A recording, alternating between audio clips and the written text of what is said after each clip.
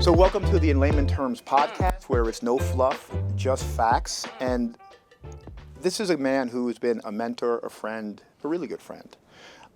We never worked together in the past because we were too hard-headed, probably. Yeah. We could do it today because we're different. Right. Two hard-headed alike, right? Yeah. This is an amazing man, and I don't use that term lightly with people. Frank Hopkins, thank you for coming in today. Thank you, sir. I'm honored to be here. First of all, I appreciate our friendship, our very deep friendship. Yes. And I can't tell you how excited I am for all the success you've had and they're having. You helped. Well, you know. I remember the first meeting with you. Like you were hard. Like, why are we meeting? And but look at that. We're doing social media today because you made me do social media. It's yeah. I mean, and you know what's interesting is that I would rather be like unknown. You know, like it's never been a thing for me like to be known. But you know, the thing I told you, somebody said to me, well, you know, Frank, I'm not seeing you out there. Like, why aren't you on social media? You want to help more customers and people and all. Get out there on social media and stop worrying about nobody gives a darn, and they don't even care whether you do it or not. Yeah. You know, all those years, Tom, this isn't necessarily real estate, Life. but all those years I cared what somebody thought, and somebody said to me one day, they're not thinking about you. They could care less about you. Don't do it. Nobody cares. So 100%. You know who helped me with that? Ron Duvall. Yeah. Oh, really? My first year, him and I did the 3 homes, didn't make any money, but it was a father-son experience. We were there every day. Ron's a great guy. Yeah, and I used to beat myself up over things that happened 20 years ago. Sure, me too. And he helped me stop that. And How did he help you stop it? He said, well, you can't forgive other people if you don't forgive yourself. And you know what, So Tom? Good. No one knows or remembers what happened in 1992. And I was like, oh, that makes me feel so stupid, right? But he was so right. And that's the relationship. Like, he's a father figure to me because I didn't have one. Right. And I always tell him how amazing that year was. He always comes back to, you didn't make any money. I made $4,000 total on 3 projects. Total, not profit, total. Flipping? Mm-hmm. Yeah. And so, but I had a father every day. Yeah. Every day. And we still have that relationship now. And I said, you don't know the value of that. Like my birthday a week ago, you know what happy birthday, son. Yeah. Okay, we have that. And what's that worth? 100 times more million than that $4,000. Right. Because I never grew up with that, you know, and so the And value, the learning, right? Like Well, I learned when it came to real estate, I learned what not to do, right? That's what we joke about, him and I. Yeah, so you paid to get trained, really. And I thank him because of him and getting me into real estate, because it wasn't my plan. All the people we serve today, I always tell him, you have a hand in this. And he says, no. I said, no, you did. You do. Because I believe that if I teach people what I know and then they go out and then work in this market, affordable housing, and serve people, that's me helping them serve people. Absolutely. And so now we're arguing that part. I said, no, I listened to you all those years ago. You got to listen now on this. But I think that happens with age, too. It does. And remember, he was an educator. And I asked him, do you still get a letter or 2 a year about people from like 2nd grade when you were their teacher, what an impact? He's like, yeah. So you see, you made a huge impact. It's just we forget what we do. And the effect we have on people. Right. Good and bad, right? I think in life I've gone through, I try to not create ripples and waves now. What do you mean? What do you mean, not ripples and waves? Because we have to remember people around us, and we can do harm by just being us. And I wasn't always in a grip, like the best version of me today, hopefully the better version tomorrow. Sure. And so I didn't live a life thinking that way, that the ramifications of what we do has these impacts for people around us. Yeah. Now I'm cognizant of that today. Like I want people to have a good experience and help. Hopefully I can help with that. Yeah, that's really interesting. And when I am closer to death whenever it comes, right? I'm in my 60s now. And you start looking at life differently and you start thinking, okay, what really does matter? And why am I getting upset over this? That's like totally irrelevant. Because, you know, in the past I've had a quick temper. No. Yes, I did. I don't understand having a quick temper. And it took a while. It really did. Yeah. It took me a while to work through it. And really one thing that helped, I mean, obviously praying about it a lot, but reading the Ryan Holiday's books on the Stoics, that's probably been, and I know every time I read a great book, I'll go, this is the best book ever. But the Stoics, just the mentality and the thinking of, life happens, and what you decide it means is what you decide it means. Absolutely. So you can get angry, or you can get upset, or you can stay calm. You get to choose. Yeah. And I would blame getting upset or angry on whatever circumstance or the person, and then really honing in on, okay, Frank, it's on you. And you get to choose how you're going to respond. It's just information. But that's everything in life. It's on us. It is. Okay? It is. Yeah. Yeah. And it took me too long to get to the point where I understood it's no one else's fault out there. It's on me. So I'm going to say, but at least you found that out. Mm-hmm. A lot of people For sure. don't. I did it in my late 40s, and I'm 54 now. Okay, where I took full responsibility, ownership of everything. Right. Life became easier because I'm not saying it's his fault that my day is bad. It's my fault if my day is bad. Right. And even relationships, Mm-hmm. I've been married a long time, and I would blame my wife for different things or whatever. And then one day it's like, no, it's not her fault. It's me. It's I'm the one that whatever took place I didn't understand, or Mm-hmm. I didn't communicate well. And and the other thing is, there's no freedom unless we take full responsibility. I'm always at the whatever the emotion mercy of someone right, else. someone else. Right. Unless there's a day I say I'm responsible, and no one else can take me any way I don't want to go. 100%. I was telling somebody once that if I get in the car right now and I get into an accident, somebody hits me, it's my fault. I should have been driving over there probably. Yeah. Right? Right. But you can't think that way. No, because then they don't have power over Right. us. Exactly. Okay? And once you realize that, you are free. You are free. Okay? Absolutely. Because we control our own destinies, not just business-wise, but life-wise, because in our brain says it's not Bob's fault, it's Tom's fault. Right. And people don't understand that, I think. Well, and thank you for inviting me to the Bible study on Tuesday mornings. The entrepreneurial mastermind, the Christian mastermind. Right? Fantastic. And we talked this week Romans 12 too. Mm-hmm. And that verse for me is one of the most impactful, because every day renew your mind. So whatever happened yesterday, why am I thinking about Yes. it? Why am I dwelling on it? Why am I holding on to it? No, the Lord allows today to be a new day and to think in a new way. And that just being on the call the other morning, or the Google Meet or whatever we do. Discord, whatever that is. Yeah, Discord, right. But the idea that, here's, people involved awesome people involved in real estate, spiritual growth, just, contributing and helping each other, Mm-hmm. hot seat. But just that verse and the focus and the discussion of it, it is what I think, and the Bible talks a lot about mindset and what I think is going to happen one day. And when I heard this described, it's just like shaking my life, which is, there's going to be a time when we stand before, or bow before the Lord is what'll happen, in my opinion. And when that takes place, I don't want to be introduced to the person I could have been, or the person that he had set up for me to be. Yeah. I want to be that person. Now, have I always been that person? No. But as I'm understanding, especially you mentioned about age, getting closer and closer to death, you think, man, I've only got so much time left. And, it's on me. And if I don't get there, it's on me. And so I'm very focused on, and I literally ask myself, okay, I'm being invited to this meeting or group or whatever. When I'm bound before the Lord one day, will this matter? Mm-hmm. Well, yesterday, helping that family, for sure that'll matter. Yeah. But it really makes it a lot simpler on deciding what to do. Oh, But at the end, we're responsible. Stop blaming everyone else. It's no one else's fault. It's ours. But once you do that, the walk becomes easier. And I think it was the first time I really heard that about when you die and you go before, because I believe that for 100%. Ed Milet said that you're going to meet the person Yeah. you could have, the best version of you, and Right. will that person recognize you? And that was so powerful. I know. Yeah, he's the one I heard it from. Yeah, and just was like, wow. And the growth then that each and every day, I'm going to read something, I'm going to do something. I start my days on my knees thanking God for the 24 hours I may have. Right. And, we're going to mess up, we're going to Sure. make mistakes.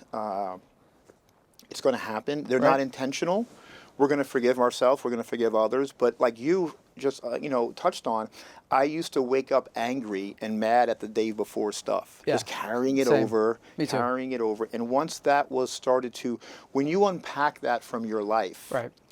man, things get easy. It does. Be thankful in the morning. Right. Be grateful for what you have, because 90 some odd percent of the world will change with you. Right. And we don't realize that so often here in America, for sure. We always hear, oh, bad country, bad people. I was with a guy my Uber driver last weekend, grew up in Lebanon, and Wow. then lived in the Dominican Republic. And we were talking about just life, because I don't go into houses like I used to, so I don't have these Yeah. conversations. Me and Right. the Uber guy, we stopped at Starbucks. I bought him coffee and all that, and he was like, "What I've realized here is people don't understand how good they have it." Right. I agree. He's like, when we moved from Lebanon, war-torn Lebanon, to the DR, we had running water, lights, and all that 7 hours a day. It was amazing. And I just said, imagine an American only having it for 7 hours a day. Right. Oh, you kidding Okay. me? We'd be blowing up the internet and everything else. And because we're not a very well-traveled nation. Right. I agree. Yeah. And so we think that, oh, this is bad. You haven't been anywhere if you think that. Yeah, 20, I've done a lot of this over the time, but 2015, I traveled for the church, like around the globe. And I was in places in the Middle East and North Africa and Europe where Cuba. We did ministry in Cuba, and literally there's like they don't one want you doing can or two cans or every so often on a shelf. And you just can't relate to that. We walk in and get what we need. Now, since I was there, and today it's very costly in a lot of things in the U.S. But the majority of the U.S. eats every day and eats pretty good. Right. And I agree Too with good. you. Too good in many cases. But we don't travel and get around the globe and see what's really going on out there, and we do have it good. And we forget in many ways. And so, to your point about waking up, and I'm grateful to wake up. I'm grateful for what I've been given. I'm grateful to have a place to live. I mean, and the comparison thing, man, don't compare. Just I'm happy with where I'm at and what God has given me, and then use it and expand with it. But it's the thought of getting, that's what really well said. The thought of getting up and being angry about yesterday is just such a waste of Yesterday's life. done, right? Oh my gosh. This is the moment you have. Right. You don't have tomorrow. It's Exactly. here. I was always bad at living in the present because same. I wanted to rush to the end and see how it worked out. Right. But that journey is magical. The moment. Yeah. Just last week, I come home. It's my birthday. I worked on my birthday because it's a weekend off, and I come home and my house is a madhouse. My daughter had all her neighborhood friends over. That's cool. My wife was like, it doesn't bother me one bit. I Yeah. love that. I think that's awesome. And everyone, the little girls, there's 5 of them, plus my daughter, made me homemade cards. Nice. And I got a photo with all of them because this is life. It does not get better than that. No. That's no. a gift right there. But that kind of neighborhood is gone too. Yeah, it is. Right? I agree with you. This was the first summer my daughter never once, that I know of, exceeded screen time. I only give her an hour and a half or an hour and 45 minutes. Never, because you know what? She's outside every day. Yeah. Every day. That's so good. She's tired. My wife's like, oh, but look, she's a little dirty. Well, she's playing in the grass. Right. We have grew up- showers. oh. We're good. I'm like an outside guy, Yes. and usually early in the morning, unless I have like this morning I was at a Rotary meeting. I just joined Rotary, and so really excited to be a part of that and where I live. But usually, unless there's a meeting or whatever, I'm out walking in the morning, enjoying the walk, being outside. There's nothing like getting outside, nature, sun, and it's just a great experience. And so and the way when I grew up as a kid, I mean, I'd leave in the morning and come back when I heard my mother yell my name Street or my lights. father. Street Right. lights. Yeah. Okay, that was the whole summer. Right. Bikes in the front yard or wherever it was, drive off. But that's gone, unfortunately. Yeah, I mean, it was obviously safer to do that when we were kids, but Was it? We just didn't know as much. well, that could be. You Yeah, know, I bet you, like, if we ever could figure out the number wise, everything yeah, is so media driven. You find out everything today. that's We didn't true. have it before. And to your point, maybe it happened just as much back then, and we just weren't aware You of know, it. yeah, like But everyone was a runaway, not Right. snatched, right? Yeah. We wasn't cameras to see. You That's know, true. I mean, that is true. I just had the best years, and hopefully, my sons were both out a lot. We did a lot of stuff outside in sports or whatever, and now with my grandsons, they get out there quite a bit with them as well. So I will do everything with my children but play video games. yeah, yeah, same. My wife will bring the grandkids over, and she likes to sit and they like to play games, whatever. And she'll do that. I can't do I'll that. play games. Yeah. Like we'll go on vacation and play Monopoly and things like that for Yeah. sure, but not video games. I've never. I struggle with that. Now, if you want to go swim or you want to go play basketball or whatever, I'm all in. But I do even to this day Yes. find it difficult to sit on the floor because sometimes it's hard to get up, and then just focus on the games. I just struggle with that. But anyway, Monopoly. I don't let them win either. Right? If I Right. win, I Oh, win. I don't either. Yeah, they have to beat me. Oh yeah, my wife, when my kids were small, she'd say, "Why don't you let them win? I'm not going to let them win. Gotta earn it. You take it. I'm Yeah. not giving it to you." And then the same with my grandkids. I don't. My daughter says that she's like, Dad, why don't you let me win? Everyone else does. I'm not everyone else, but guess Right. what? When you beat me, you won. You won. So Exactly. I asked her that, what's the difference? She's like, what do you mean? I said, and now she's beating me in things. Yeah. She's like, I really did win then. I said, that's not Right. a real win. You say you won, but you know you didn't. Right. They let you. Right. And so she's understanding that. What's the biggest lie in the world? The biggest lie in the world is the one we tell ourselves. Ooh, yes. No one lies to us more than we lie to ourselves. And so, to your point, you're saying to your daughter, don't lie to yourself. Win it out of pure effort. But what a big 'cause difference you for know. her, right? Right. I have this thing in the morning that I say to my children, I love you, you're amazing, do amazing things. My wife and I were very, It's good. We didn't grow up where people told us we were loved every day. We make sure that's different. Yeah. And so it was a game with my daughter to see who does it first. So first day of school was yesterday. This little girl walks like an elephant in the house, and she's a two-story house. I always hear her. I don't hear anything, and next thing you know, my office door pops open. She's holding her sneakers to get me. And she's like, I won. I'm like, you won, Yeah. right? She's holding. I'm like, oh. That's awesome. But it's just those little things, right? is, Because yeah. I didn't grow up where we told, my father shook my hand. That was the best it got, right? And I have a son, but he's my stepson, but he's mine. I've Right. raised him for 11 of 16 now. Yeah. Hugs, I love you. Because they need to understand that, Right. He, one point, I remember him telling me, Pop, you're my best friend. No, not yet. One day, maybe. Yeah. Not today. I got to be Pop still. Yeah. Because he made me cry because he asked me, he has a father. He says, what did you call your dad? I said, I call my dad Pop. He's like, can I call you Pop? And then, Was the answer yes? oh, heck yeah. I didn't like my father, we flipped the negativity in that because it was a bad for me. Now it's not. Yeah. Right? Just like my favorite thing to do as a child was we didn't have money. We went to the beach like twice a year. That was my vacation, was to pick shells.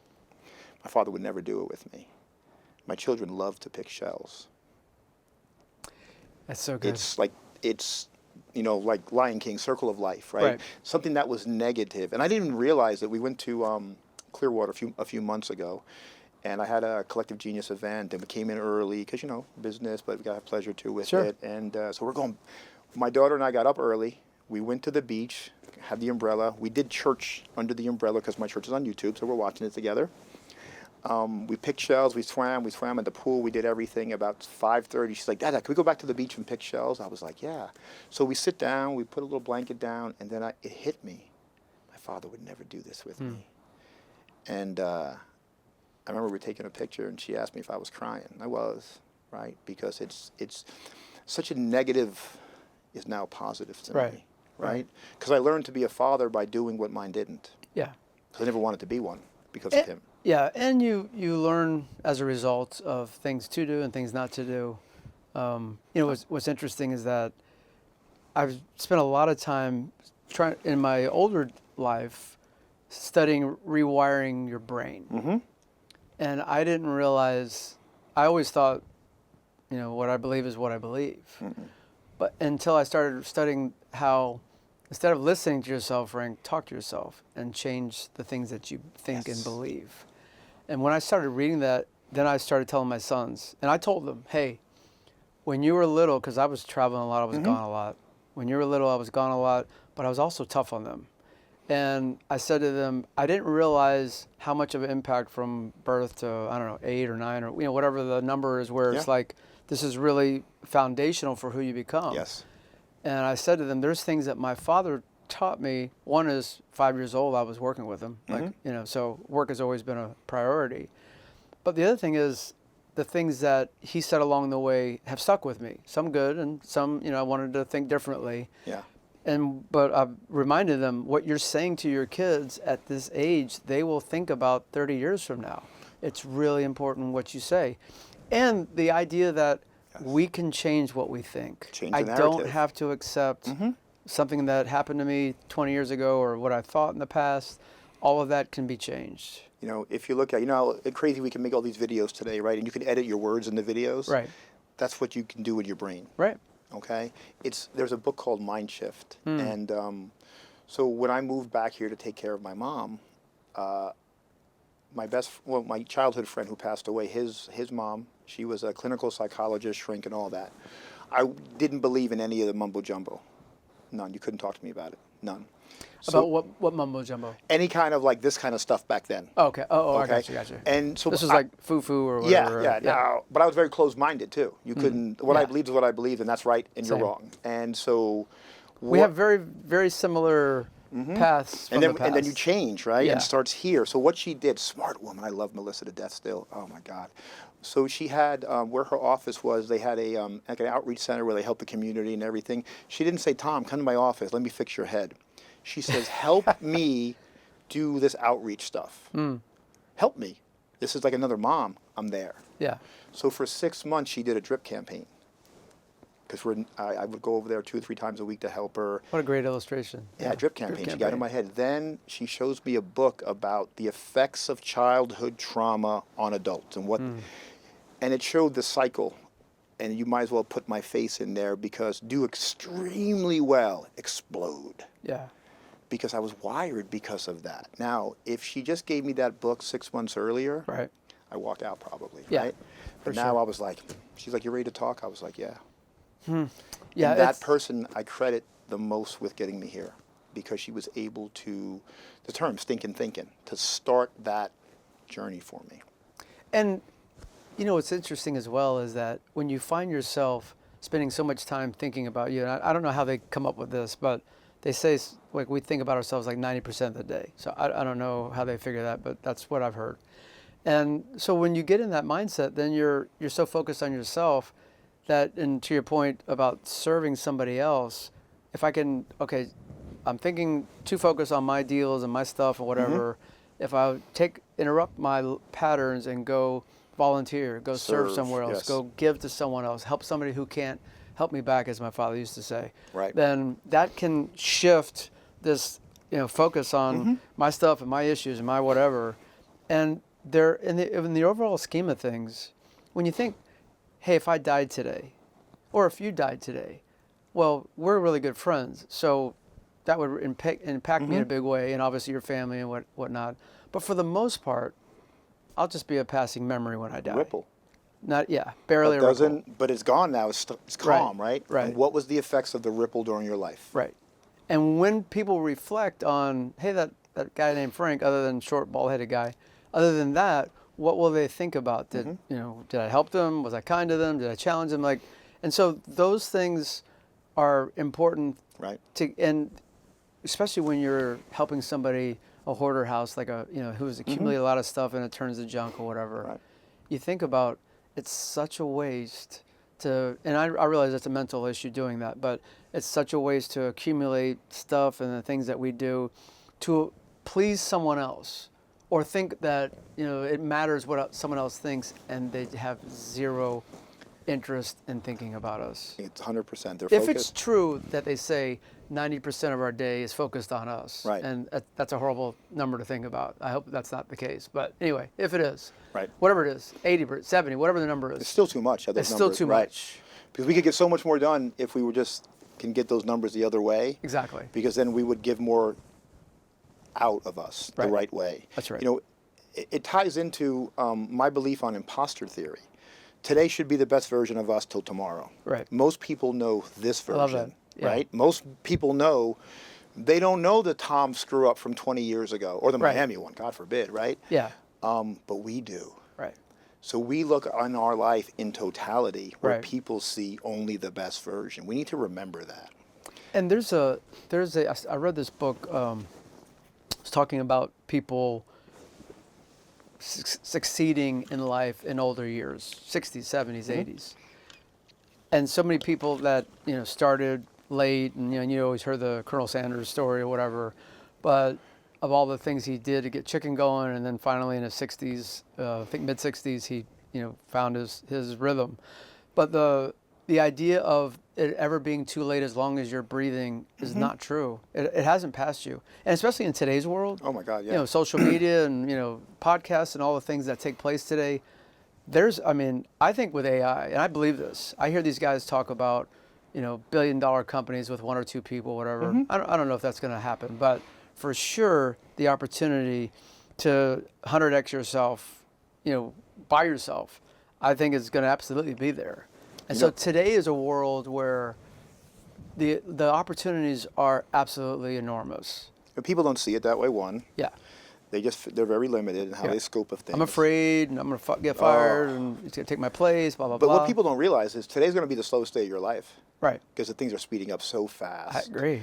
And It's insane. I tell everybody on the team, today's the slowest day. Yeah. Whether our business is picking up, this is picking up, and we are leveraging AI to the best of our abilities, but we're going to bring people in next year. I've already decided how it's going to look. I just haven't figured out which of the two companies I'm going with. Okay. Because I want it implemented correctly, what I want done professionally, not just like we would do in the past. We'll just slap it together to Sure. the break. No, because that just causes more harm anyway. Right. But teach us how to use it correctly. Yeah. And it's important that we understand that this is the future. Right. It's not going away. People think we can just put it in the closet. It's coming back out. It's and if you're coming. not going to use it, It's and running they over are, you. you're not Yeah. going to be in business. 100%. Yeah. And the thing is if I embrace it, step into it, learn it, then I get to be the one that's using it And you're not scared of it. in a company Right. or whatever, Yep. or my own company, et cetera. And just the think, some of the stuff I used to have to figure out and think through, it take me hours. Some of these Seconds. AI apps and whatever, just figure it out in no time. And you can talk. Way better. You can. It learns who you are. Yeah. And so I have both Chat and Gemini.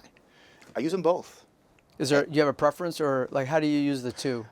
Because I have the Google Gemini edition, it just handles a lot of my email stuff right there. Got it. Just Yeah. adjust it in the moment. Yeah, and we so even with the Gemini, look, I told you we do all our meetings in Google. Yeah. So everyone gets transcribed notes immediately, like it's a minute after Boom. we're done.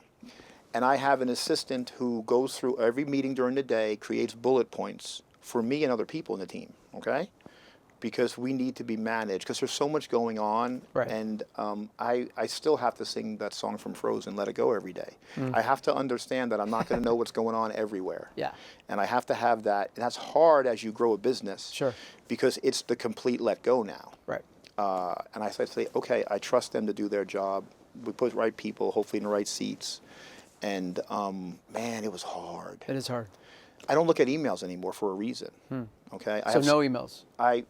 They're on my phone, but there's no notifications for it. Okay. So I have to be very intentional on going to look in there, because there's so many things I could jump in and solve for people, but that's someone else's job. Got it. And my nature is to just go do it. Okay. When I was home working the other day, now I shouldn't have been on the email going back and forth because there was a problem. I didn't like what I was seeing. And someone got mad at me and said, well, you didn't have to jump in. Well, don't put me on the damn emails then when I see that, right? Right. Why am I on it? And they're like, oh, yeah. and it should have been, but that was hard. Were there mistakes, and are there still? Yep, absolutely. But we're teaching someone this whole new role. Sure. And they have to learn me. Right. And I have 5 emails. Only one doesn't she handle. Only one. She handles my closing, the real estate one, my person, I have 2 different ones over here. She handles it all, and she's doing very well. But I had to give her the ability to fail a little bit, make mistakes, and Right. now she's being very proactive with things, and I love. And this one has been with me for 2 months doing this. Cool. And I love when they're proactive and saying, "Would this be better for you?" Yeah. And I was like, "Oh, I didn't even think about it." Right. She gives me my calendar. She was doing it first thing in the morning. I'm like, "Why don't you just give me the end of the day?" Right? Let's switch it. I love it. It's here, but give it to me the night before. Okay. I know I can go look at it, but she's just said, she just thought that was a good way to tell me, "Hey, remind you, this is your day tomorrow." Oh, because once we realize that we have jobs to do that people can't do in our organization. Right. And we need people to make sure we are staying focused and on point. Yeah, because for me, if I had to sit at a computer screen all day and deal with that all day long, like that would be torture for me. I do it some days. If I'm out with clients, helping them solve issues, connecting, okay, who needs to be here? Who needs to be a part of this project? How do we get this house sold or solved or whatever? That's where I thrive. If I have to move into the role of, working with my transaction coordinator or whatever, cool. But if that's like a lot of my day, the majority of my day, that's not my best place. No. I'm like, hey, I got an issue, Frank. Cool, let's talk about it. I'll help you figure it out. But if you want me to, I'm still the hunt and peck guy, but I don't want to be involved in that. Right. And I know to bring the most value to the most people, those people have to be there.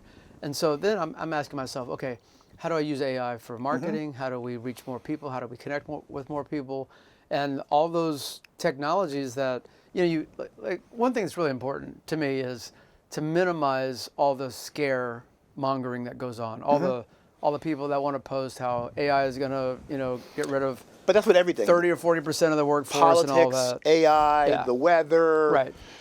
Dude, it's like faith over fear, man. I'm not borrowing that trouble, right? Because every time I worry about stuff like that, right, it never happens. Yeah, that's a really good point. I forget how the Stoics say it, but something like my fear of tomorrow is a worse punishment than what will actually happen tomorrow. Think about all the stuff we worry about that never happens. Right. What a waste. I know, totally.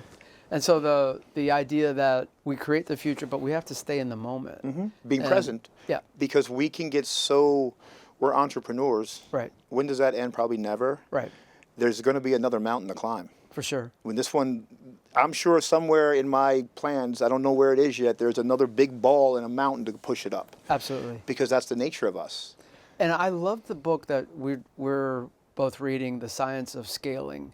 And the reason I love it so much is that it has really caused me to say, okay, what are the things that I'm involved in that I shouldn't be? Like this isn't going to help me get to the place I want to go. And does it need to be a 7-year goal, or could I do it in a year or two? I don't know, but I'm working through that process. But just the idea that, because the book says the length that we choose on goals is usually arbitrary. Like there's no data to support that's what's needed. And yet getting to the, like, hey, I'm running out of time on this life. There's only so many years I have, and I want to accomplish these things, Lord willing. And what are the distractions that I shouldn't, to your point, I shouldn't be reading the email. I don't want to be on my phone. Like, what do I need to focus on so that I can get as much done as possible? And AI is a huge help. Huge help. But just so when I'm I have 2, this is in one of my last Thursdays out, because Tuesday and Thursday are dedicated office days. I do all my meetings, different types of meetings in the office on those days. People can make appointments with me, all of that. Monday, Wednesday, and Friday are kept for other things. And that flow for me has worked really well, because trying to go in and out of what I'm doing to refocus myself. Now I have to lock the door in my office because my wife will come in and just take me right at it. Yeah. But getting back into that other state we need to be in takes time. Right. And I didn't believe it, and I believe it 100%. it's helped me. The last few weeks have been much better in the sense that, because this is what I'm going to do, right? And I know, and like you, I like going out and doing things. Right. And if I can do field trips every day, man, I'm gone. Yeah. And they're like, oh, no, Tuesday and Thursday, you're on lockdown. I'm like, okay, you know what? I'll give you those 2 days. Yeah. Because I still have a role to do. Sure. And what I've found is that I'm keeping my dedicated quit time. This is when I'm done. Right? Now, if I'm driving, it's a little bit different. Right. But we're done. Like, hey, Tuesdays, I walk out of here at 3:45 because I got to go pick up my daughter and we're going to gymnastics. I'm doing one of her events every week. Tuesday, That's so good. you know, and I know since I'm in the office, guess Right. what? I can say we're not scheduling after a certain time. That is so good. And I always say to young entrepreneurs, or even business people, I mean, if you're working for somebody else, great. I say to listen, giving up all those times, and 7 days a week I worked when my kids were small. I was traveling all the time. I didn't see them a lot. And that company's been sold. Those deals have come and gone, but my kids are still here. Yeah. And the time can't be it forgotten. wasn't worth the sacrifice. It wasn't worth it. I can't tell you enough.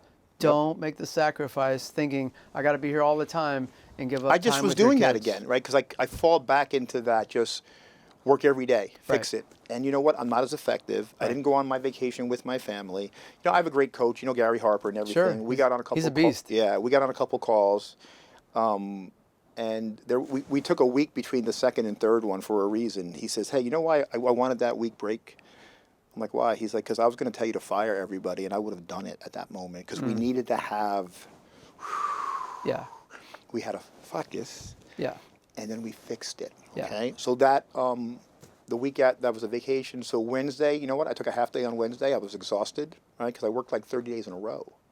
Went upstairs, fell asleep. Next day, had my meetings till noon. Met with Gary 12 to 1. Took my daughter. We got our nails done. Cool. Next day, Friday, awesome. I was here in the studio. And then I took my daughter and her friends to go see The Bad Guys 2, which is, The Bad Guys 1 is my daughter and my favorite movie. We've Okay. seen it a billion times, okay? But took her and her friends, gave them all the sugar in the world, leaned the seat. Movie theaters are great these Yeah, days, they are. Yeah. I have to be careful I don't fall asleep. It's so comfortable. But but then I liked this movie, so I watched it. Yeah. But I didn't realize the girls show up. It was like a couple of girls, right? Little, 8, 7-year-old girls. They got blankets and everything. I'm like, so different than we were kids. One of them had, it was in her blanket, a wind-up chicken. So you hear the chicken running around. That's funny. But there was like 5 or 6 people. Yeah. And then took the weekend off. Took last weekend, the wife and I, off. I don't remember the last time I had 2 long weekends in a row off. But when I showed up, and then we stayed an extra day. My wife's like, we can't. Why can't we? Yeah. Did everything continue without you? It did. We came home Monday morning instead of Sunday night. Yeah. I got my wife and I a spa day, a couple massage, and these other things because we don't do things like that. We're not Sure. that kind of people. Like Yeah. we're frugal. She's Right. and she'll always look at prices. So I had to book it so she doesn't see it. Right. Right. We went out to dinner at one of those restaurants, at one of those hotels. You know what it like? Every steak was $100. Yeah. And she was like, well, I'm going to get the salmon. Yeah. Well, it's half the size and it's 58, right? So you didn't really win on that deal. But we don't do that too often. Yeah. That's not our thing, right? But we should, and we are.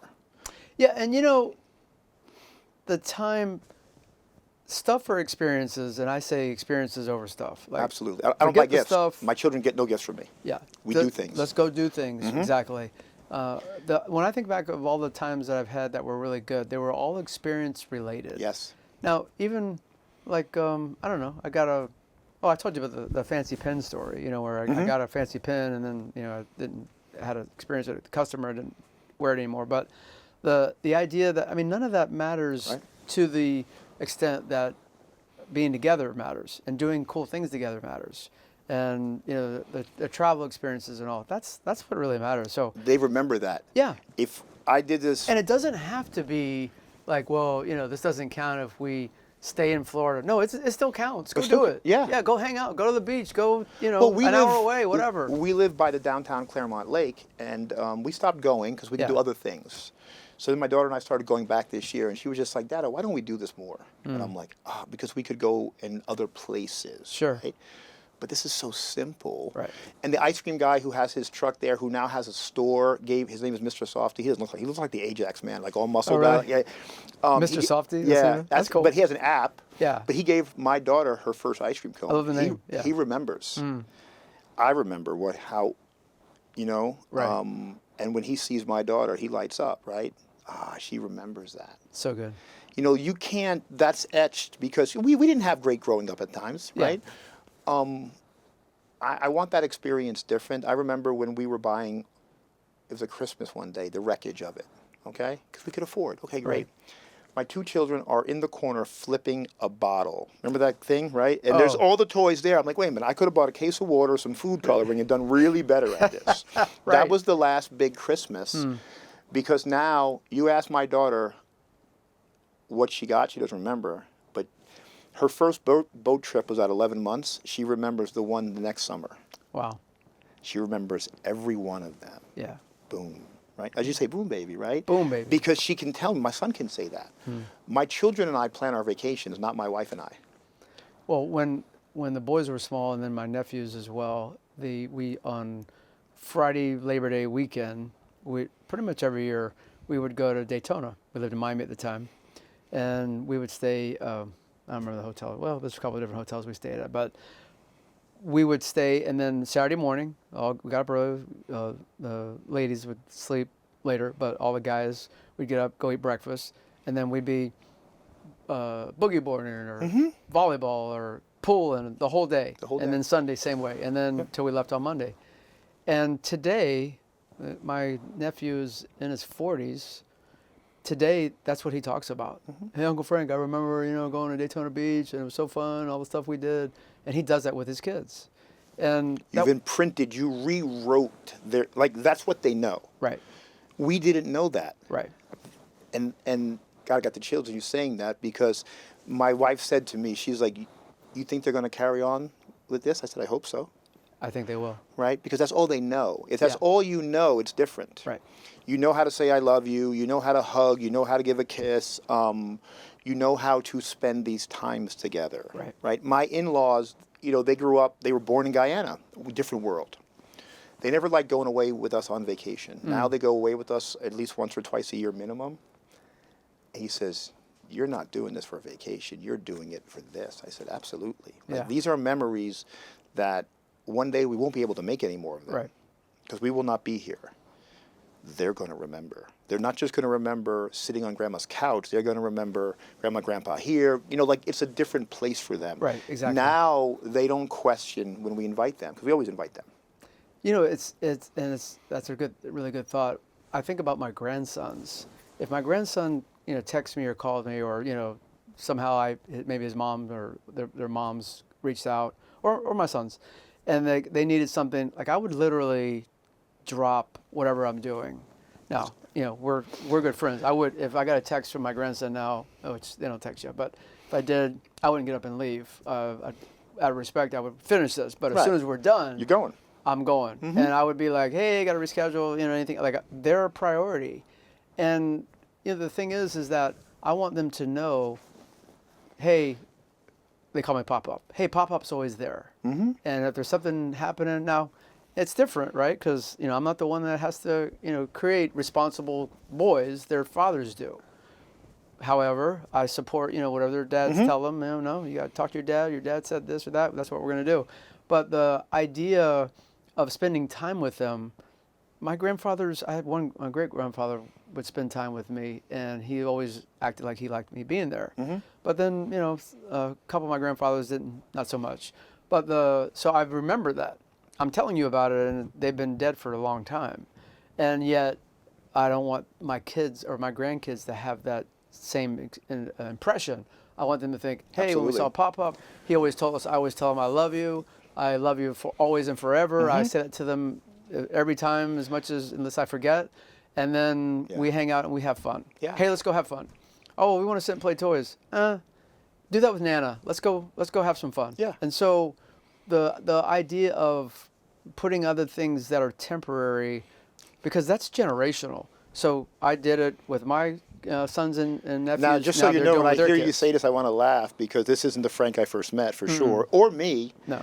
And do you remember, we were going to do a deal once. We were going to meet some lady in Winter Haven, and she canceled on us. And you called me on a Saturday. She's like, hey, she's ready to meet us. And I'm like, I'm going to Aquatica. Well, Aquatica will be there later. I'm like, no, doesn't matter, right? Yeah, yeah. And I'm so, I don't think we would be here today as such good friends if we worked together back then For because sure. of our personalities. Yeah.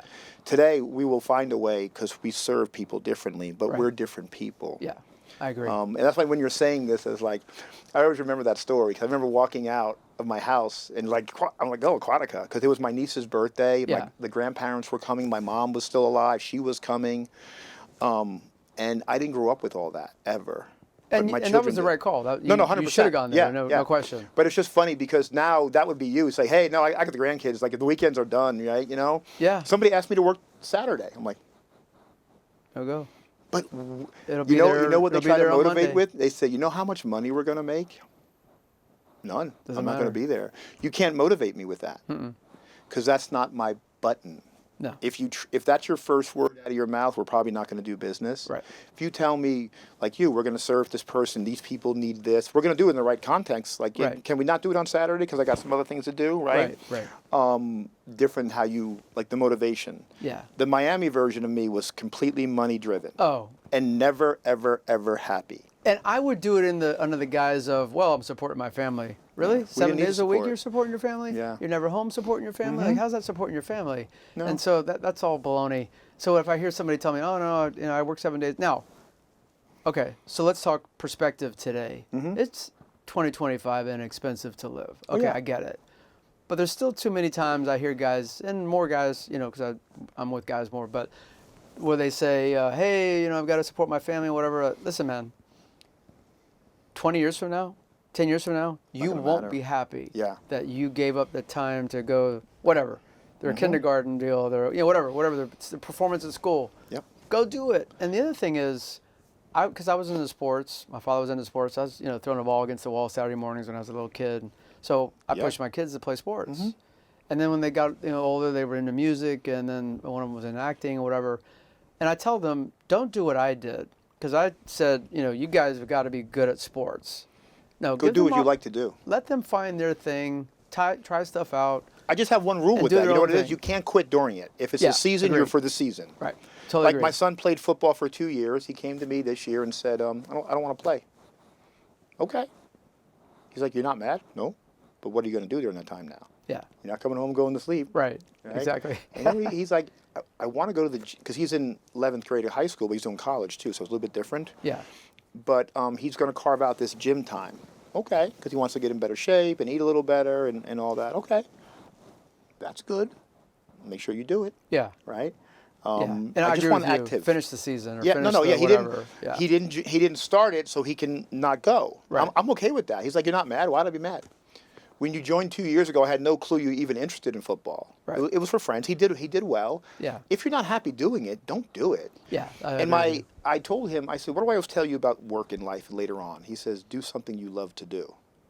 Same thing with your activities. Right. Like if it's your hobby, a sport, and you don't like it, don't do it.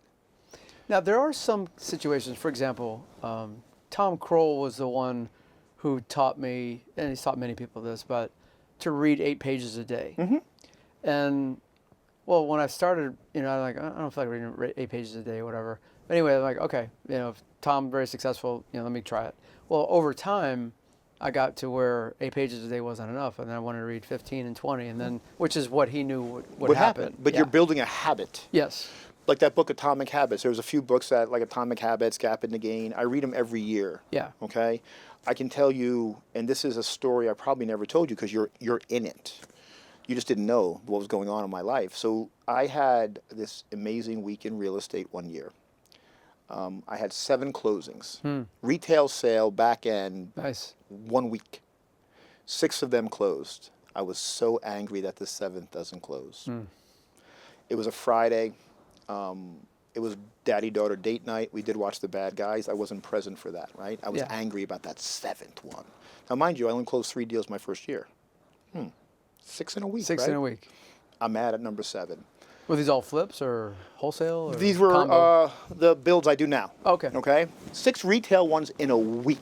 That's And I'm pretty mad sweet at number week. 7, right? Yeah. The 7th killed my whole entire Friday. Wake up the next morning. I wasn't present for the date with the daughter.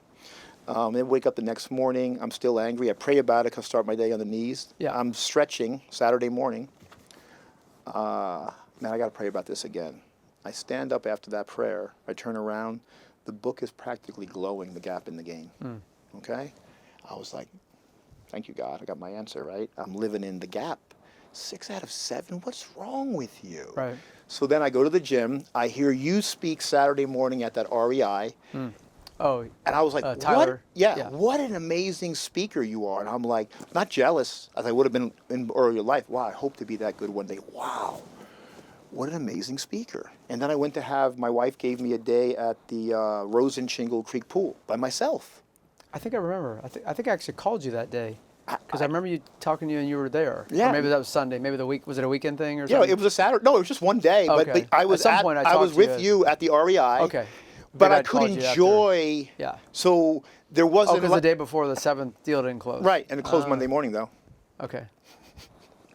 But it's just. Most people would give their right arm in the Exactly. real estate world for that to have Exactly. happened. They And have 7 deals in a week or 2 in weeks. a year, right? Sometimes, Yeah, right? whatever, Okay, right. but now think about that. I was able to recognize it because of the books I've read, and why am I mad? Like, so I'll pray about it. I get up, pray, I turn around. There's the book on my shelf looking at me. Sure. Like it was glowing. Like, hey, dummy, hi.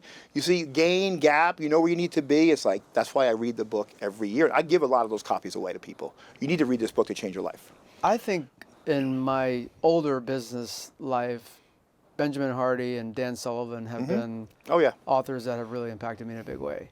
And the book you're mentioning, just several that they've written. But I think, and that was Tom Kroll's idea of, hey, why are you going to spend all this time figuring this out yourself? Somebody's already done it. Right. Learn from them. We're not reinventing. And another dumb thing I got to tell you. This is the dumbest thing I ever thought in my life. I used to think that if you listen to Audible, it doesn't count. Like you're not actually. I know, so dumb. I'm listening to it in my car or whatever, but like, no, it's not the same, Frank. You're not actually reading it. And then one day I'm like, you made rules that don't matter, right? We made it so hard in our brain, yes. Right? We wanted to poo-poo what we're doing. Right. It's like now I'll read the book and listen to it because I'll catch different things. Correct. And I have this rule that when I read a book, if the author read it, I'll buy the Audible because I want their same, I want to be sure that everything's there for me. So that's just my rule. If you're making it harder than what it needs, could be. It's totally I possible. found that I will catch different things. Yeah. Because when we're doing a reading, it's one way, and when we're listening, it's another. Yes. And I'm on the street more than I'm, sitting at I'll do it in the gym. behind a book. I'm on the treadmill. Yeah. I'm working out. You know what? I go into the sauna, put my headphones in, I listen. I mean, you make a good point. I may even be making it harder than I should. No, but that's how. Because you know what? Our personas, our personalities. Yeah. We want to make things a little difficult. Right. Why? I mean, like God just tells you, hey, you know what? Like, just do it. Like He could be Nike in His way, right? Right. And just as long as you're doing it, you're okay. Right. I'm in Collective Genius, and we have this. This last time, there was a couple men of faith. We went to go walk in the mornings early, right? And I had my family. There's a long day. I was really tired. I only had enough time to do like a minute prayer. But these people believe, like, they're very dogmatic sometimes. And I'm like, what does it matter? Like, I rolled over and said, hey, dude, you know where I'm going, right? I'm sorry. I love you, but I got to go, right? Because I want to be on time, too. Right. And they're like, do you think that counts? I said, I know it counts. For sure it counts. It counts. Yeah. Right? I don't believe in the other, I grew up a Catholic, but I'm also Jewish, right? And so those two types are very dogmatic, or it has to be this way. I don't believe that at all. I'm with you. It did count, and the other thing is, I can talk to God, which I do now. It's very different. My relationship with the Lord is very different today because I'm constantly talking to Him. Hey, how about this? Is this the right way? Did I have the right attitude? I'm on I-4, somebody cuts me off, and let's say I lose my mind for a moment, and like, hey, God, forgive me for that. Help me to stay focused. So you're not thinking about yourself. Matter. You're not. I mean, you're. That's a better conversation to have. Yeah. Right. For sure. And as I've aged and understood things, I don't need to just go to Him. It doesn't matter how. Right. I don't need all the people to like, again, growing up Catholic, right? You have to have a priest. I remember when we're getting married for the first time. Now, I'm in a different church now, though. And I remember people telling me they're going to the priest for counseling on marriage. What the heck does he know? He's not married. Right. How can he help you in any way? Now, we were married in a Baptist church, my first wife and I. Baptist minister. His kids weren't the best kids, let me tell you. And he Right. was, he was like, right? Yeah. He could tell me about life and marriage. That priest can't. Yeah. You can't get me to step foot over there. It's like, forget it. I'm not doing that, right? And that's been a journey. It's been hard at that because I grew up. This was the way it is. Like when we were kids, the Catholic Church was doing the Mass in Latin. We knew when to stand, when to sit, when to do this. We were obedient, trained dogs. Right. I didn't know what he was saying. Right. I just knew this is when I stand up. This is when I sit down. This is when I cross myself. That's not religion. No, it's a relationship. It's and God. It's interesting. Because I've been studying a lot on prayer, especially in the last year and a half, but 6 months to a year, and I've been reading a lot in James and Matthew about you don't have because you don't ask, and you don't ask believing that God is going to bless you. Now it's not like, hey, give $1, get $1. Not that. But it's, hey God, I'm believing that you have the best for me in this situation, and I want this to happen, and But maybe I'm that's trusting not it will, but maybe it won't happen this way. because it's not what you want. Maybe right. Okay. Exactly. And I'm firmly like sometimes. This is what I'm believing, but God, if you want something different, make me aware of it and let me go that way. And so the So idea. you're basically submitting to His will, not yours, sometimes, right? And we're supposed. That Right. comes with listening. Right. I was never a good listener. Yeah, My wife says same. I'm probably not one today, and I said I'm good at tuning you out, my love, right? But I there was a time where I wouldn't post things because I was embarrassed. Yeah. I don't have that problem. And why were you embarrassed? Like, Because it was like I would think somebody else needs to hear this or see this or right, and I was right. Yeah. Because I'll make a post and I'll put it out. I don't know who needs to hear this, but Sure. I'm told to put it out, and then Yeah. the messages come. Yeah. Thank you. This is what I. But that's listening. Why am I going to be? No one cares. Just go, right? No one cares, no one cares. right? Do it. If people get nothing else from our time together, no one cares. Go do it.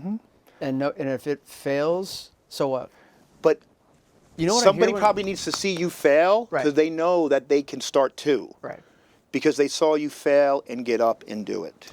There's this. I think we talked about this in the past, but there's this book that I've read and listened to, Bonnie Ware, the 5 regrets of the dying, and she's a hospice nurse, and she started interviewing people. Hey, regrets and things like that. What are the 5 regrets? Well, the idea of not failing, but things that I was in me to do that I didn't go do. I was afraid of what somebody thought.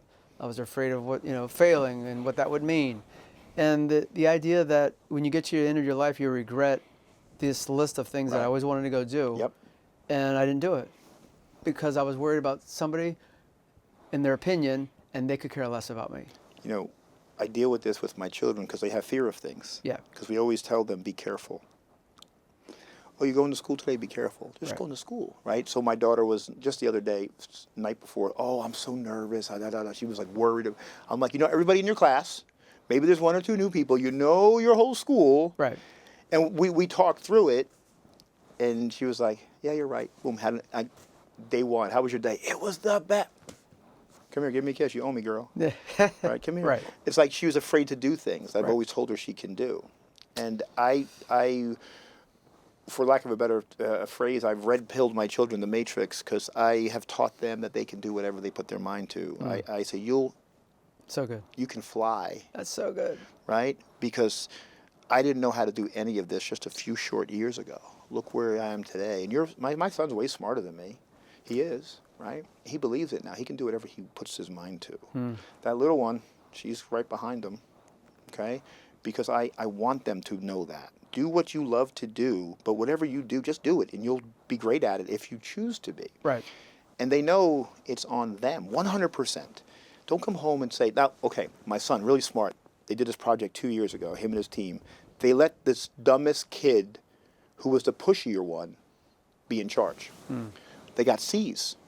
Straight A students, all of that, but he's not allowed to get C's. We have deals, right? Yeah. I punished him twice over. One for getting a C and one for letting the dumb kid be in charge. You're better than that. That was your mistake. Yeah. He's like, you're right. Never let it happen again. Okay? So taught him some leadership stuff as well. Yeah, because he's quiet, he's introverted. He's Yeah. being more, he'll never be, maybe he won't, but he's being more outspoken. Right. Because you know what he was? He was worried about what people think. Yeah. Right? It's such an inhibitor of this short life that we were given. And the Stoics say, life is not too short if you don't waste it. And too much is wasted on things that never come to fruition and don't even matter. Well, think about what most people's lives are. TV. Right. Their lives are distractions, not attractions. Right. Okay? I don't live that way. I do watch TV at night, but it's like History Channel. I watch a lot of Swamp People just because to me it's interesting, right? It's just, I don't want to watch a TV show. I don't watch sitcoms. I don't do any of that anymore because I've had that distraction life. My first wife and I can tell you what day it was by what I was watching. If I don't have a TV in my house, I'm okay. I don't need it. Yeah, I used to be a big football fan. I would watch all kind of football, coach a little bit way back in the day, and I don't even watch football anymore. As a matter of fact, I don't know if I forget who I heard say this. I agree with him. I've never been one to like wear a jersey with somebody's name on the back or whatever, but I would watch lots of football, and I got to a point where I don't want to spend my weekends. I don't watch football anymore. When I moved to Florida, I gave up because I moved from New York, New Jersey, where it's cold, to Florida in the weather. Right. I mean, you're not going to get me in front of that TV because the best time down here is the fall and the winter. Exactly. Oh. Okay, I'm outside where I used to be football, Florida. hockey. You know, I had season tickets because they were distractions. Right. I don't need distractions now. I'm going to go to the beach now. That's a good point. My son and I, we've gone to, as a family, baseball games. Yeah. He wanted to see baseball. Ooh, I love baseball still. I don't love it still. I like it. Yeah. You want to go see? Come on, let's go. And we went to a couple of baseball games. He enjoyed it. We go every year. We go to a couple of the Solar Bear games, because for one ticket of say basketball, where's Solar Bears? The downtown arena here. Oh, okay. Right. I have been able. Excuse the ignorance. Is that hockey? Or? Yeah, hockey. Oh, hockey. Okay. Orlando Solar Bears, right? And so for what it cost me to one good basketball seat or football seat, I get a family of 4 behind the players' bench. Got it. My daughter, a little girl, of course, right? She has never left without the coach or a player giving her a towel, a puck, something, cool. right? So good, yeah. And it's so fun for them because it's the minor league version. There's always cool things to do. Sure. It's not professional and it's scripted. They do bazooka shirts but it's, you know, and we could afford to go to basketball, but you don't get any of this. You don't get the fun part because it's professional now. Too serious. Right. And I'm like, my son's realizing that I could be such a clown and have fun because we're at that point now to where he's getting to understand me more better. Yeah. That's so cool. I love it. If somebody told you, hey, Tom, you got a month to live, what would be your focus in that month? The family, right? When I didn't go on vacation, my focus was refocused for me. It was like, why did I do this for? Not to let this happen. Yeah. I didn't push to get, you know, I always ask that question to people. If you had a year to live, would you live differently? They say, yes. Why don't you then? You don't know if you do or not, right? And so I try to leave it all on the table a lot, push hard. But you know what I'm really good at now? Noon on Friday, we're stopping. Okay, unless there's some craziness that needs, you know. Sure. Because guess what? Noon on Friday turns into Monday morning quick. Okay, and then there's going to be weekends where their kids won't be in my home. Exactly. Okay, my son still wants to do things with me. He's 16, right? There's coming a day. My daughter, okay, she's 8 but changing, you know. Yeah. And I struggled so much to get here. Right. To not do these things. Like, look, we talked about this off camera. My wife, I love her like I've never loved a woman in my life before because I was never faithful until her. I never wanted to get married again until her.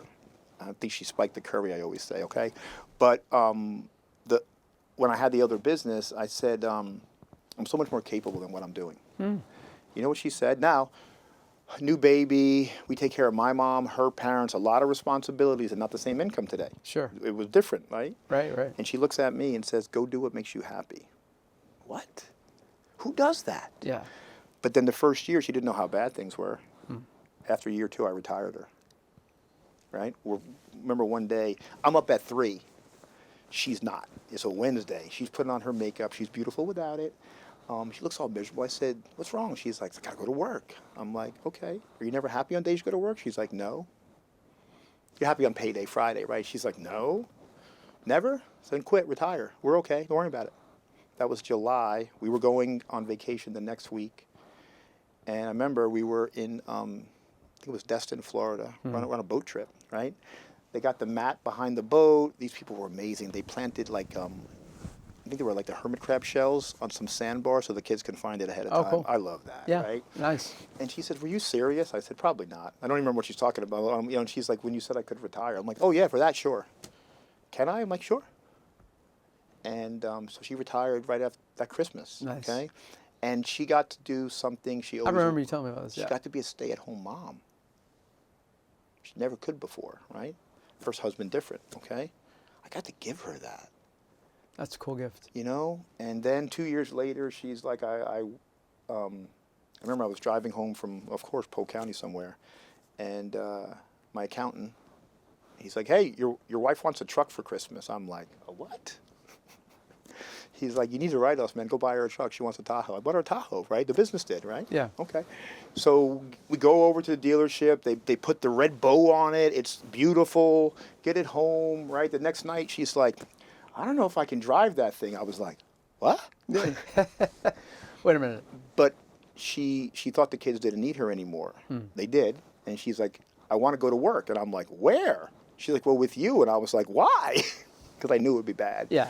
And now we've ended that because it was, right? Sure. And what amazes me about her is she's going to donate her time at the school because she's really crafty. Now, you Very can't cool. make money off it because it's like, but they're amazing. Yeah. And That's then, awesome. you know, we do a lot of work with charities. She's going to work at the one we've worked with the longest. Okay. She did all this on her own decision, right? She talked to them and all. And what a way to identify how best to serve these people. And when so she good. said that to me, I cried. Yeah. Because that's what you should have been doing. Right. She runs property management. So look, nobody loves property management or wholesaling. If you are, you're dumb. Yeah. Right? Because having done them both, they stink, right? And it affected our relationship. Yeah. We stopped talking because this dumb business.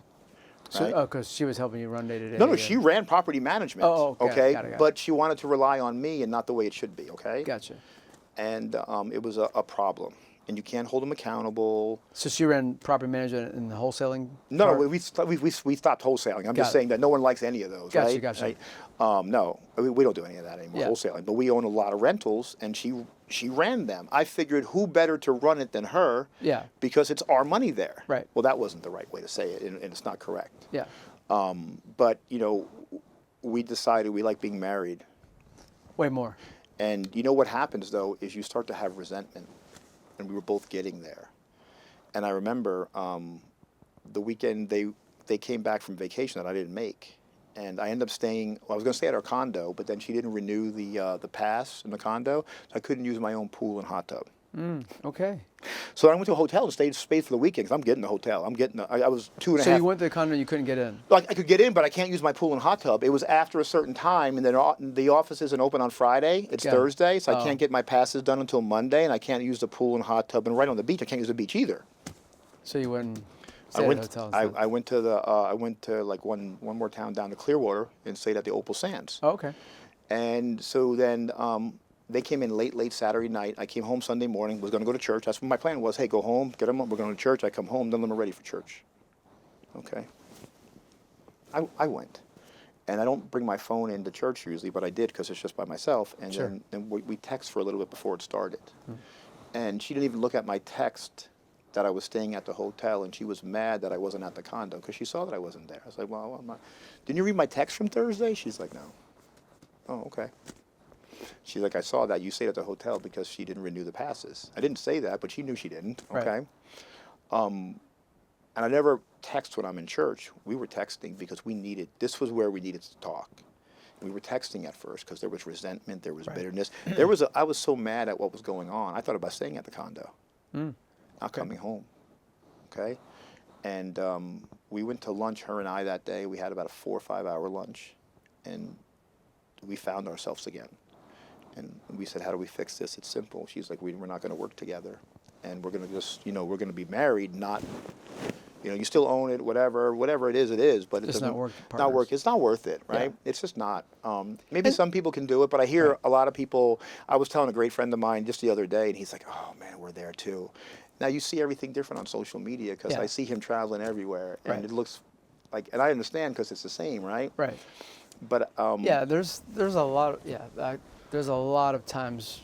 I think the majority of the time where spouses working together is tough. one of a friend of mine, Lee, and I just met him this year. How am I going to say to you, how are we going to have this disagreement, significant disagreement, And then go to bed. work, and then get home and like, hey, honey, let's. Remember, our offices are in the home, our home office. That's where we both work from. Yeah. I never go to the other ones, right? Once in a while. I don't like that. Right. But So then how do you you're go to bed the same together? Exactly. Right? Yeah. And we tried having what was called mailbox time, and it never worked. Like, we're only going to talk about work at this time, and it doesn't work. Yeah, no. But we're also different time people. I like early, she likes late. Same. So she wants to talk at 8 o'clock at night. I'm like, dude, no way. Yeah, 3 to 4 in the morning, I'm up, ready to go. I always tell My people. wife's coming to bed about 2. Yeah. 2-ish. So, she's a night person, I'm not. I used to be. I'm not anymore. Yeah. Once I learned to win the morning, Yeah. she's a sunset person, I'm a sunrise person. We have to find this like island to where it's small enough to where we can go on our roof and see both. That's what I tell her. Like, 4 to 7, 3:30 to 7, 4 to 7 is my learning time, prayer and learning time. And I'm very focused on that. And that's, like I just wake up, drink water, and like pray, go for it. That's and my oxygen mask My time. mind is open. Yes. It's like I can really take it in at a fast and high level. And then, but like at night, 9 o'clock, I'm done. I don't want my brain So to work. if somebody tells me like, hey, because a lot of times we have real estate meetups at night or whatever. I'm going to one tonight. Right? Yeah. So I'll probably be there late. But the idea that okay, I'm going to stay till 9, 10, 11 o'clock, that's not possible. It doesn't. I don't want to hear about any issues that's not an emergency after 5. Right. Okay. If I can't fix it, then don't tell me till the morning. And really, emergencies, there's so few real emergencies. Yes, people want to drop stuff on you. Yeah. And you know what? I can be have a better perspective at 7 a.m. versus 7 p.m. Same. Because you know what? My brain is fresh. Right. Things become heavy later in the day. Yeah, they do. Right. For me It's too. just because my brain's it's been used all day. Right. It needs to break now. Yeah, And if if you it's- get me in the morning, man, I'm like, let's go. What I can boom. figure out at 6, 7, 8 a.m. is Yeah. complete because it fires, right? Right. That's 6 p.m. It's like I don't even want to figure out dinner right now, man. Yeah. I don't. Yeah, don't ask me where to go to eat or whatever. Like, just no. I don't care about food enough to worry about that. Yeah, yeah. So but I get it. But that's what you understand yourself, and you create that rhythm. And once, it's just staying in that lane, okay. And people will always want to bump you out of it. Yeah. Let me give this to you now. Right. Okay. But if you give it to me now, we're going to talk about it at 6 in the morning. Well, I'm not up then. Well, I'm not really up right now. Right. These are the times when I discuss these things. Right. Because people want to give you their problems. Yeah. Okay. I don't mind, but we have to put it in the right frame and time. That's why I have a gatekeeper. Okay. She created a great thing, a calendar for me where people can go in on certain times and schedule a time to talk with me. She's like, you don't answer them until they do this. Yes, boss, right? Because she made it easier for me. What's that worth? I couldn't have figured that out. Because I'm the kind of person, like, if you text me, I'm going to respond. Right. But if it's somebody else, maybe I shouldn't at all. Yeah. Okay? Because we have a different Same. relationship, normally And I appreciate that, by the way. I do appreciate your responses and even if it's just a like or a thumbs up, because during Yeah. the day, right, I turn Right. my phone on focus and I turn it away from me. yeah, Because that's a distraction. 100%. I don't have it hooked up to my computer. The guy who set up my computer system had my phone to where all my text messages came up. I'm like, I need to turn this off. Yeah, no. Because I don't even have, like I said, the emails up during the day. Right. I have Even like the light coming up, you're having a conversation. It's just the distractions. There's too many, and like minimizing apps and just getting rid of everything that's not necessary. I don't take need the to notifications respond. off your phone. You send me a hate thing, whatever. I don't need to respond to it. It's like, Frank, stay stoic and stay focused. And all the emails I used to get, I unsubscribe, and like it's a very small window of people that I want to respond to, that need to respond to. And the thing is if you allow the world to control your time, they will, and keep you off point big time. And what is your most valuable possession? Right. time. Your time. And so if No I give it to refunds. you, Right. I was telling people about when I bought houses, and for me, I had a record of 2 hours on a phone call with somebody who I didn't know, never talked about the house. Yeah. Okay? Right. He ended up selling me 4 Yeah. later on. But we talked about but what's the big deal? He gave me 2 hours of his time. He didn't know me. We had a basic questions. I always believe whoever went to numbers first is lost, Yeah, I agree. right? Yeah, I've said the same thing. I've been in houses for a long time, and we never even talked real estate. And if you can Because it's do not about that, real estate. Nothing's really about. it's a relationship, right? You're Right. there to help somebody, and I learned that from you. Exactly. Don't judge. You're there to help. Don't wear fancy stuff. Never Right. do. And When I served in the prison in Miami, I was considered like a chaplain there, and the warden told me, "Hey Frank, so I was teaching the Bible, and then he asked me to teach some business classes because these guys were reentry, so they're coming back to the city of Miami to live." And he said, "Hey, I'd like for you to start spending some time coaching them, like just hear them out and see if you can help them." So he said, but he's the one who taught me this actually. He said, "They're studying you. They're studying your face, your expressions, because they're trying to figure out if you're judging them or not. And if you come across as judging them, you won't get anywhere." So I meet with this guy, and he starts telling me some of the really awful things he's done, and I'm like, cool. And he says to me, he's studying me, and I knew because the warden warned me. And he's like, "Are you judging me right now?" And I said, yes, I am. But give me a moment. I'm new at this, and let me work through it, and then let's keep going. Right. But I want to be honest with you, and the answer is yes, I am judging what you've told me. And so anyway, we kept going, and I learned over time to flatline my judgment, that they had already been judged. They spent their time in there, and they were coming back out. My job was not to judge them, but to help them reentry. And some of them would end up back in prison. Okay. Yeah. But some of them, a small percentage of them, according to the numbers at the time, would find their way out and never come back. You want to know why? And I'm going to tell you. never knew who that was going to be, but I wanted to help as many of them as I could. So Florida. That taught me how to not judge. And I have friends who are in prison. I've done work with people there, Kairos and whatever else it is. But Florida doesn't help them when they come home. Yeah. Okay? One thing, and we had a video out about this, and people were killing me. They're animals, they're this, they're that. And this lady, this nice-looking older lady was calling people and me all these names, right? And I'm like, man, I'm sorry that I live in, my glass house doesn't allow me to talk like you. I said to her. She was so mad at me. But this state doesn't believe in reentry rehabilitation because, so it's funny, he's a Democrat now, Charlie Crist, right? You know what his nickname was? Chain Gang Charlie. He built most of the prison in these complexes in Florida. Okay. And you go north of Orlando, the biggest employer in these counties, the prison system. Yeah. And him and Jeb Bush, right, they built, I think it was $100 million in these counties where they were doing these large prisons with work camps, this, and this. From inception through the first year running cost $100 million over so many years, right? Wow. Biggest employer in the county a lot of times. Yeah. Okay? They put a little mobile home park next to it for guards to live in, Right. Who's really in jail then? Because the people live in subsidized housing, they don't make any money anyway. Right. But they look on those people in prison as animals, okay? Because it's my job to keep you there, so I have a job. Right. Then we put a kid in prison.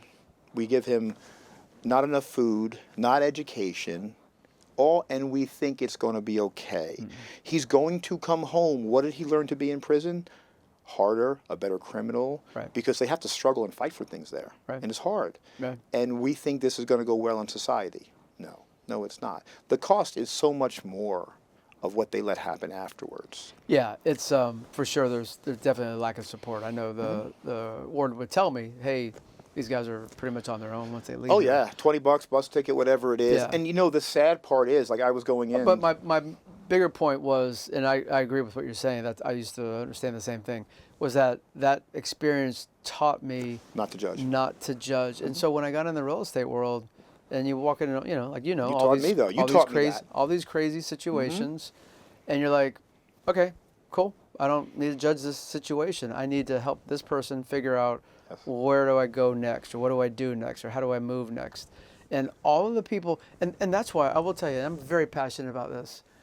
The world, generally speaking, likes to say real estate investors are scammers and lowballers and rip people off and whatever. And you know something? That does happen. There's a percentage that do that. But every industry has a percentage yes. of that type of person. Yep. But there's a lot of real estate investors too sitting here who have helped lots of people get to a better place. And we don't go in to rip them off and scam them. There was a lady not too long ago, I helped her make an extra $150,000. I could have bought her house. She would have been thrilled for me, buy my house and let me move on. No, let me think about it. And I have my real estate license. We sold the house. She ended up clearing an extra $100,000. Right. She would have never known the difference. So you would have. We don't exactly. I would have woken up and looked in the mirror every day and like, you ripped off a senior. What's wrong with you?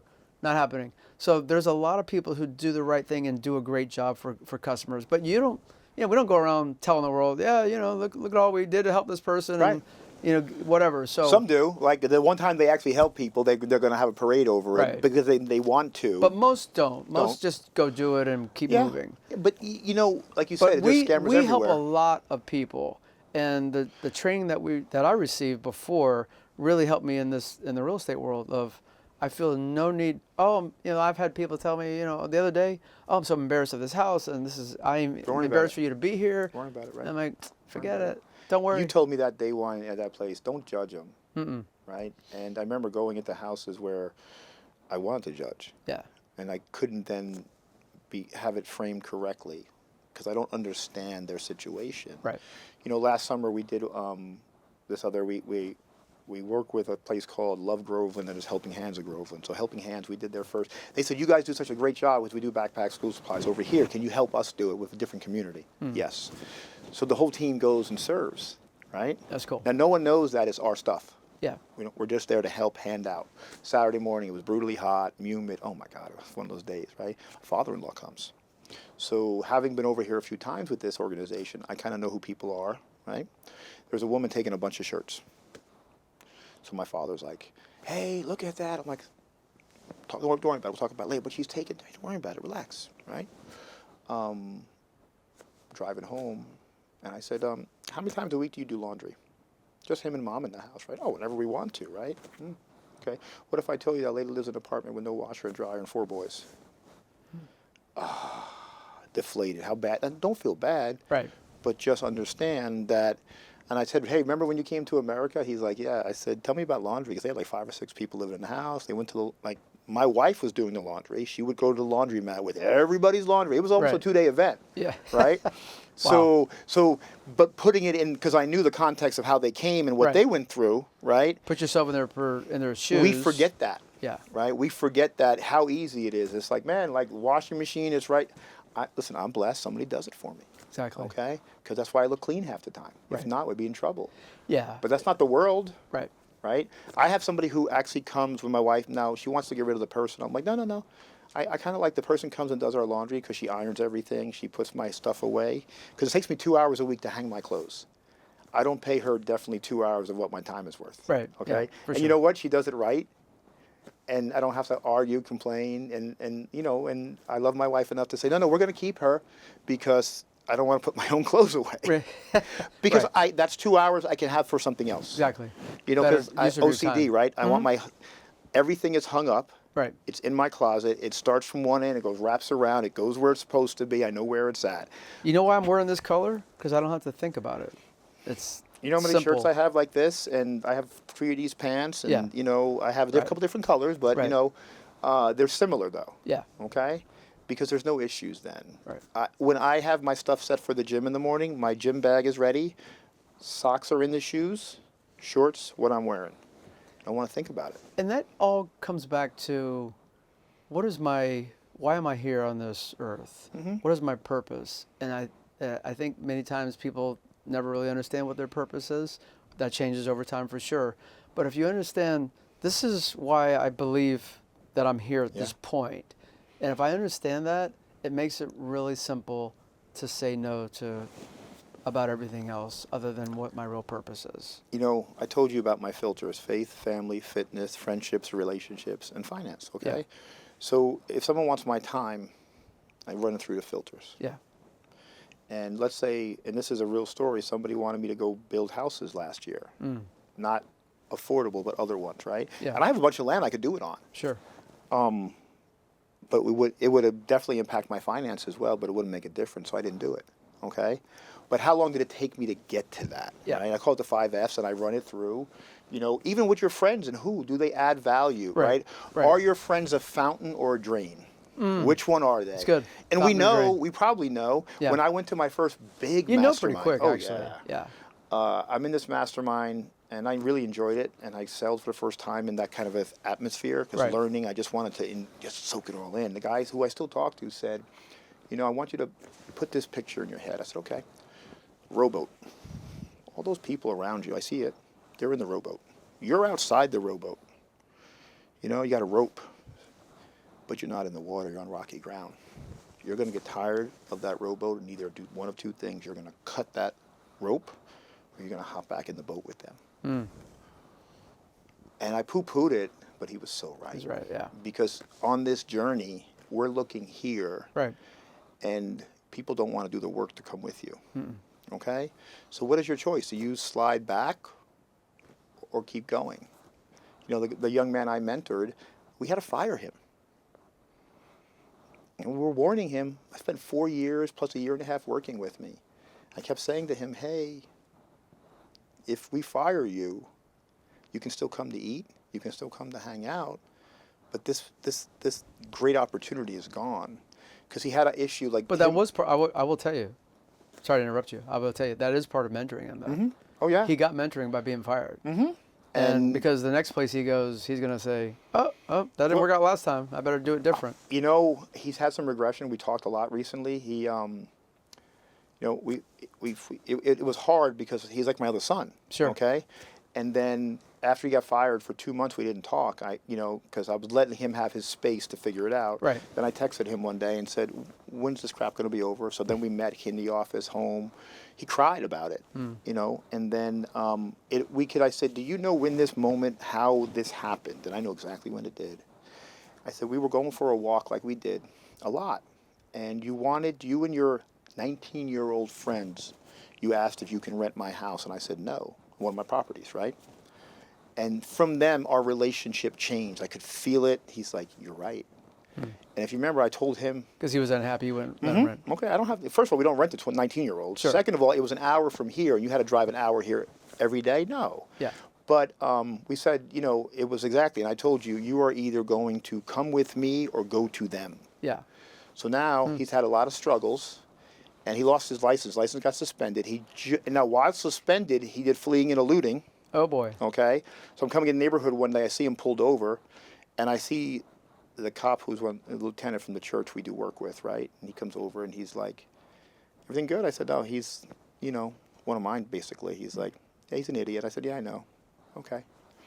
They arrested him, but they let him out, okay? Fleeing and eluding, all these things, right? Now, I could have easily fixed his problem. I didn't. But Right. I'm going to go to court with him. That's coming up. On the 25th. I'm going to court with him that morning, Yeah. right? Because he has to figure things out because, you know, in life, doors close, other Right. doors will open, but you have to understand, you shut this door. Yeah, for I know sure. we have just a couple minute left. If you could help somebody, and you are going to do it right now, hot seat for Frank. Somebody's going to watch this who doesn't have their feet in the arena of whatever it is that they want to be. They're scared, they're timid. What would you tell them? It's a great question. They know what they want, but they're just afraid to go do it? Yeah, whatever it is. It might not be real estate like we do, but it Yeah. could be anything, right? Maybe they want to be the next top chef. Yeah, I now look at it as a 62-year-old. I'll be a 63 in 2 weeks. And what I look at now is a year from now, what will I think about not doing what I wanted to do? When I look back on this, will I regret not having gone forward, or will I be okay with it? Yeah. And so I would say to that person, go try it. You're not, when you finish your life, you won't regret the failures. Okay, we want everything to work out. I get it. Doesn't. Failure is part of the, the Yeah. seminars, whatever you want to call it. The regret will be, I thought I could do this. I never took the shot, and I don't even know. And by that that will be the biggest harm to us mentally by not taking the shot. Go try it. Try it small. And you know what I also say? If it's something new for you, go work for somebody. Go work for somebody who has that business or that thing going already. Right. Learn from them, and then you'll know, and you'll gain confidence, and you can go do it. But if you're gonna no, I want to do it on my own. Awesome. Go do it, and have an accountability to somebody, Right. so that they can ask you the question. Because I really think one of the big things that people don't pursue and don't follow up is there's no accountability. Oh, Be yeah. accountable to somebody for what you say you're going to do, and go do it. It's a short life. Trust me. It's been like this to 62. Oh my goodness. Fast like a roller coaster. Go do it. Yeah, you know, you're right about accountability, because you could lie to yourself, okay? But it's harder to lie to the person asking you, Right. okay? You can, right. there's still ways to do Absolutely. it. Like, look, when I got back into shape, right, you know what I had to do? Right. I had to weigh myself twice a week. Right. And I had to take pictures of the scale. And to your point, to the person thinking about this is the goofiest thing ever, but it really works. I have an app that gives me a green arrow if I have more steps than yesterday, a yellow arrow if I'm in the same average, and a red yellow arrow if I'm less. And that goofy arrow keeps me going because I want to see that green arrow. Okay, so in going forward, then have a way to measure your progress, so that you can look at yourself and say, "Oh, I'm making progress, and I understand," and on all areas of my life. And so, if I'm going to try something, on a restaurant, or whatever it is you want to do, have a way to be able to measure what you're doing. Oh, yeah. Have an accountability, and stop delaying. Go do it. And the reason you're not doing it is you're afraid, most likely, of what somebody else will think, and they're not thinking about you. They could care less. Go do it. And they're probably scared to do, things as well, because we always hear people say, you can't do that. And I Right. believe that they can, I can. Right. But That's they just right. want me hanging with them, Exactly. right? Because we all want people to be in our boat with us. Right. I don't want to be in that boat. I want to be in that boat. Get in a boat where people are like, yeah, you can do this. Let's go. I You know? love those people. Right. Like, I found that as I've been on this journey, the people at this other finish line, not Right. the chest pumpers and all that, they're worth being around. Yeah. Like, you are definitely one of those people, because those are people I want to be more like. Yeah. Not this. This. Well, as we end this, I just want to say, so proud of all that you've accomplished, and just it's an honor to call you my special friend. Yes. And I know that if anything came up in my life, you're somebody that I could reach out to.